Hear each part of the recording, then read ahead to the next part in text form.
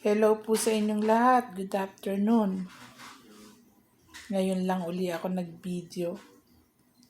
Gusto ko lang po sanang batiin ang lahat ng mga fathers, lalong-lalo na ang aking father. Happy Father's Day, tatay. Ang aking mga kapatid, Happy Father's Day. Si Eric, si Christopher. Sa aking husband, si Ricardo, Happy Father's Day, Daddy.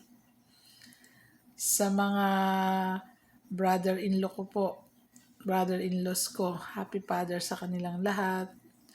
At sa lahat ng fathers dyan sa Philippines at dito sa Chicago.